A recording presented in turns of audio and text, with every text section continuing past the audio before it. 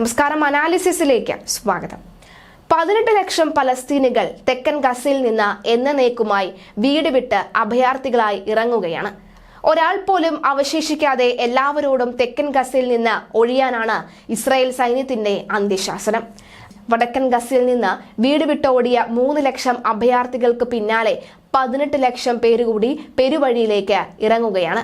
ഗസയിലെ അവസാനത്തെ Hamas തീവ്രവാദിയെയും കൊന്നൊടുക്കാനാണ് Netanyahu ഇറങ്ങി പുറപ്പെട്ടിരിക്കുന്നത്. എന്നാൽ കടുത്ത ആക്രമണത്തിൽ കൂട്ടക്കൊല ഒഴിവാക്കണമെങ്കിൽ നാടും വീടും വിട്ട് എന്നേക്കുമായി ഓടിക്കോളാനാണ് ഇസ്രായേലിന്റെ അന്ത്യശാസനം. ഇതോടെ ലോകത്തിലെ തന്നെ ഏറ്റവും വലിയ അഭയാർത്ഥി പലായനം 2 മാസം പൂർത്തിയായിട്ടും 16,000 പേർ കൊല്ലപ്പെടുകയും ചെയ്തിട്ടും വലിയൊരു നേട്ടം അവകാശപ്പെടാനില്ലാത്ത ഇസ്രായേൽ സൈന്യം തെക്കൻ മേഖലയിൽ തമ്പടിച്ച പലസ്തീനികളെ കൂട്ടത്തോടെ ഒഴിപ്പിച്ചു വരികയാണ്. അതേസമയം ആക്രമണം നടക്കുന്ന മേഖലകളിൽ ഒഴിഞ്ഞു പോകാനാണ് നിർദ്ദേശം നൽകുന്നത് എന്നാണ് ഇസ്രായേലിന്റെ വിശദീകരണം. ഓരോ ദിവസവും പുതിയ കേന്ദ്രങ്ങളിൽ മാരക ബോംബ് വർഷം നടത്തിക്കൊണ്ടിരിക്കെ തെക്കൻ ഗസയിലെ 18 ലക്ഷം പലസ്തീനികളും അവിടെ നിന്ന് പലായനം ചെയ്തുകൊണ്ടിരിക്കും. വടക്കൻ ഗസയും തെക്കൻ ഗസയും ഒഴിപ്പിക്കും വരെ പോരാട്ടം തുടരാനാണ് ഇസ്രായേലിന്റെ അന്തിമ തീരുമാനം. ഇസ്രായേൽ തെക്കൻ ഗസയിൽ നടത്തുന്നത് നേരത്തെ വടക്കൻ മേഖലയിൽ നടത്തിയതിന് സമാനമായ കനത്ത ആക്രമണമാണ്.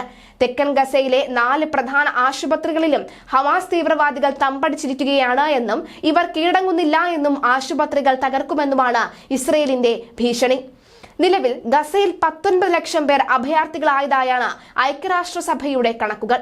വീടുകൾ നഷ്ടമായവർ തെരുവുകളിൽ തമ്പ് കെട്ടുകയും പാർക്കിംഗ് കേന്ദ്രങ്ങളിലുമായാണ് കഴിയുന്നത് എന്ന് തന്നെയാണ് റിപ്പോർട്ടുകൾ വ്യക്തമാക്കുന്നത്.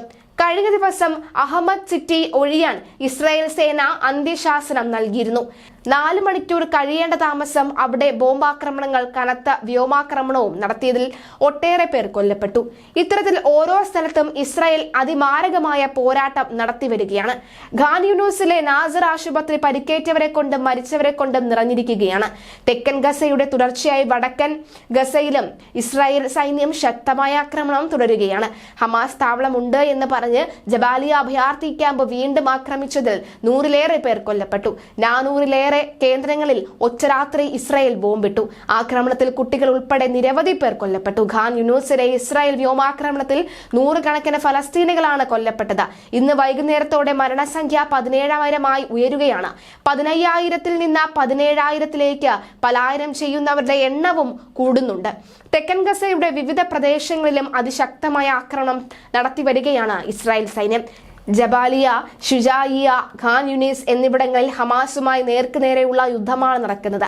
അതിനിടെ ചെറുത്തുനിൽപ്പ് അജയ്യമായി തുടരുകയാണ് എന്ന് ഹമാസ് നേതാവ് ഒസാമ ഹംദാൻ അവകാശപ്പെട്ടു. ഇന്നലെ മാത്രം ഇസ്രായേലിന്റെ 24 സൈനിക വാഹനങ്ങൾ തകർത്തുവെന്ന് ആസന്ന ഭാവിയിൽ ഇസ്രായേലിനെ ഉന്മൂലനം ചെയ്യുമെന്നും ഹമാസ് പറയുന്നു. വേണ്ടി വന്നാൽ സിറിയയിൽ നിന്ന് അതിമാരകമായ ബോംബുകൾ വാങ്ങി ഇസ്രായേലിനെതിരെ പ്രയോഗിക്കുമെന്നാണ് ഹമാസുകളുടെ വെല്ലുവിളി.